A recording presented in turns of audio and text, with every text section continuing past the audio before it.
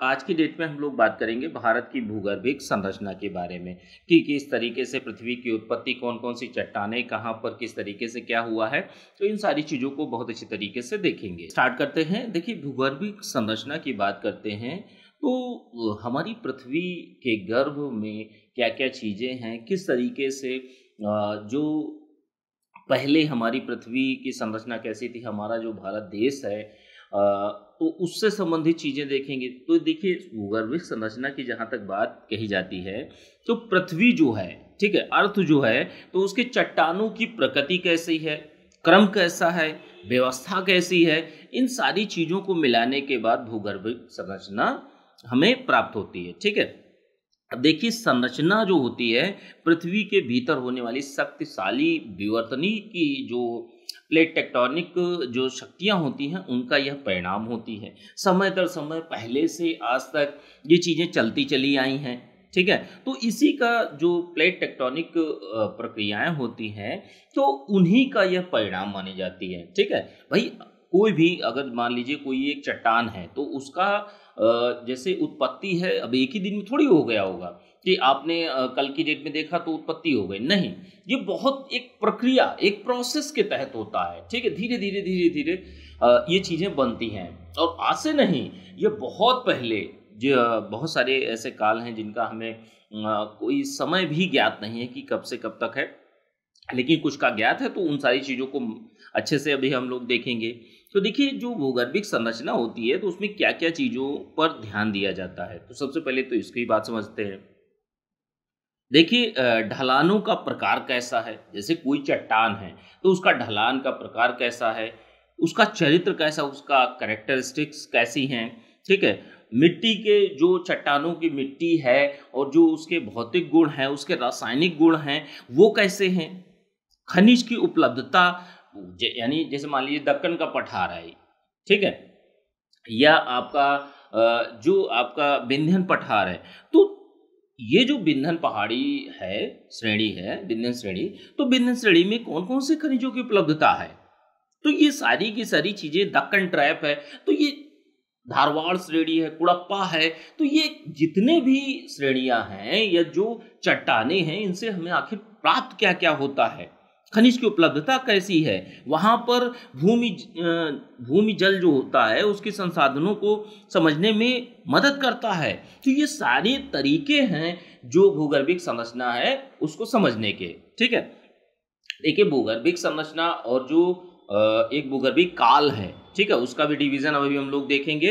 तो भूगर्भिक इतिहास की जहाँ तक बात करते हैं तो हम लोग इसको 5 महाकल्प यानी इरा, 4 युगों इपोच में और 16 काल या शकों में, ठीक है, पीरियड्स में बांटते हैं हम लोग। ठीक है, अब देखिए, सबसे पहले तो हम लोग बात करते हैं जीवी महाकल्प के बारे में। ठीक है, जीवी महाकल्प के बारे में एक एक करके हम लोग बहुत अच्छी तरीके से चीज़ों को देखेंगे। ठीक है, जो लेक्चर्स हैं, जो चीज़ें हैं, मैप के माध्यम से अभी ये फॉर्मेट है। इसके बाद में आपको ऐसा नहीं है कि डिटेल में, देखिए मेंस में आपको लिखना होगा, मेंस में लिखने के लिए भाई कहीं ना कहीं डिटेल में चीज़ें पता होनी चाहिए, तो डिटेल में ही चीज़ें आएंगी आपकी। अभी ये इंट्रोडक्शन है भूगर्भिक संरचना का, स्ट्रक्चर के माध्यम से हम लोग समझेंगे जो भूगर्भिक काल है तो उसको। तो सबसे पहले देखिए, 5 महाकल्पों में बांटा जाता है। ठीक है, तो पहला कौन सा है, पहला है आर्कियोजोइक, दूसरा है प्रोटीरियोजोइक, तीसरा है पैलियोजोइक, चौथा है आपका मेसोजोइक, और पांचवा, देखिए पांचवें के 2 पार्ट हैं, 5th ए और 5th बी। तो 5th ए को क्या कहा जाता है, सेनोजोइक कहा जाता है, और 5th बी को क्या कहा जाता है, नियोजोइक कहा जाता है। ठीक है, अब धीरे धीरे इनका भी डिवीजन होता चला जाएगा कि कौन सा काल कहाँ कब से कब तक है।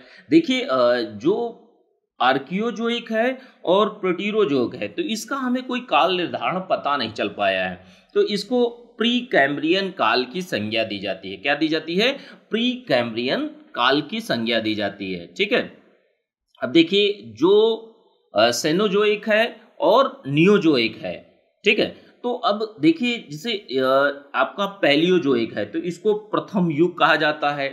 ठीक है, प्रथम युग या एपोच कहा जाता है, ठीक है। प्रथम युग और मेसोजोइक को द्वितीय युग, सेनोजोइक को तृतीय युग और नियोजोइक को चतुर्थक युग कहा जाता है। तो ये सेकेंडरी, टर्सरी, तो ये इस तरीके से चीजें चलती हैं, ठीक है। अब देखिए एक एक करके इसके पीरियड्स को भी देखेंगे, ठीक है, कि जैसे सबसे पहला कौन सा है, पैलियोजोइक है। पैलियोजोइक के जो पैलियोजोइक महाकल्प के कौन कौन से पीरियड्स हैं या शक हैं, इनको अब हम लोग देखेंगे अच्छे से, ठीक है। अब देखिए पैलियोजोइक की जहां तक बात करते हैं तो इसके 6 शक हैं। कैम्ब्रियन काल या शक, ठीक है। तो इसका जो काल माना जाता है, जो उसकी उत्पत्ति मानी जाती है, वो 59 करोड़ वर्ष पूर्व मानी जाती है। कब मानी जाती है? देखिए आपसे बीच का डिफरेंस नहीं पूछेगा, अगर आपको बताना भी होगा तो ये आप डेटा देते हुए कब इसकी उत्पत्ति हुई थी इसको आप देख सकते हैं, ठीक है। अब देखिए ऑर्डोविशियन सेकंड क्या आता है? सेकंड आता है आपका शक जो है या पीरियड जो है वो आपका ऑर्डोविशियन है। ऑर्डोविशियन का काल जो माना जाता है 50.5 करोड़ वर्ष पहले माना जाता है, ठीक है। तो इसकी उत्पत्ति का काल कौन सा माना जाता है? 50.5 करोड़ वर्ष पूर्व। अब देखिए इसके बाद पैलियोजोइक का अगला जो काल आता है सिल्यूरियन काल आता है। सिल्यूरियन, तो सिल्यूरियन काल की जो उत्पत्ति जो हुई थी 43.8 करोड़ वर्ष पहले, इतना ध्यान रखिएगा। अगला कौन सा है? अगला तीसरा है आपका, चौथा है डिवोनियन। तो डिवोनियन का जो काल माना जाता है दोस्तों, डिवोनियन का काल माना जाता है 40.8 करोड़ वर्ष पूर्व इसकी उत्पत्ति मानी जाती है। अब कार्बोनीफेरस 36 करोड़ वर्ष पहले इसकी उत्पत्ति मानी जाती है। अब देखिए इन सारी चीजों की यह पोर्शन जो है, जैसे देखिए हम लोग भारत की भूगर्भिक संरचना को देख रहे हैं, भूगर्भिक काल को देखेंगे। अब अगर पृथ्वी की भूगर्भिक संरचना देखेंगे तो वो हम लोग वर्ल्ड ज्योग्राफी में पढ़ेंगे, ठीक है, जब वर्ल्ड ज्योग्राफी का लेक्चर जो होगा, क्योंकि देखिए बीओ में वर्ल्ड ज्योग्राफी है नहीं, ठीक है, केवल इंडियन ज्योग्राफी है। तो इंडियन ज्योग्राफी के परिप्रेक्ष्य से ही हम लोग चीज़ों को देखेंगे, क्योंकि देखिए जो आपके एग्जाम के सिलेबस में दिया हुआ है आपको टू द पॉइंट सिलेबस के अनुसार चीज़ें कवर करनी है। कार्बोनीफेरस की बात करते हैं तो कार्बोनीफेरस की जो आयु मानी जाती है वो 36 करोड़ वर्ष पूर्व मानी जाती है। और पर्मियन पीरियड की कब मानी जाती है? 28.6 करोड़ वर्ष पूर्व मानी जाती है, ठीक है। तो इसको आप लोगों ने समझा, 6 भागों में बांटा गया है। पैलियोजोइक को 6 कालों में बांटा गया है। आपका कैम्ब्रियन काल, Ordovician, Silurian, Devonian, Carboniferous, Permian, ठीक है। अब इसके बाद जो दूसरा महाकल्प आता है, पहले वाले में तो था नहीं, ठीक है, जो आपका तीसरा है, ठीक है, तीसरा हम लोगों ने देख लिया पैलियोजोइक। चौथा क्या है? चौथा आपका ये आपका तीसरा है, ठीक है, मेसोजोइक महाकल्प। तो देखिए मेसोजोइक महाकल्प के 3 काल हैं, ठीक है। मेसोजोइक एरा के 3 पीरियड हैं। तो कौन कौन से? ट्रियासिक पीरियड है, जुरैसिक पीरियड है और क्रिटेशियस पीरियड है। तो देखिए ट्रियासिक पीरियड का जो उत्पत्ति काल माना जाता है 24.8 करोड़ वर्ष पूर्व माना जाता है। जुरैसिक काल का जो पीरियड माना जाता है वो 21.3 आपका करोड़ वर्ष पूर्व माना जाता है। और क्रिटेशियस का 14.4 करोड़ वर्ष पूर्व माना जाता है। अब इसके बाद जो 5वां महाकल्प आता है, ठीक है, ध्यान रखिएगा, 5वां महाकल्प सीनोजोइक 5th ए, ध्यान रखिएगा। जब हम लोगों ने सीनोजोइक 5th ए में क्या देखा था? सीनोजोइक था। सीनोजोइक के 5 भागों, 5 कालों में बांटा गया है। तो सबसे पहला काल पैलियोशीन शक है। पैलियोशीन शक की जो आयु है वो आपकी 6.5 करोड़ वर्ष पूर्व है। इयोसीन की 5.49 करोड़ वर्ष पूर्व इसकी उत्पत्ति काल माना जाता है।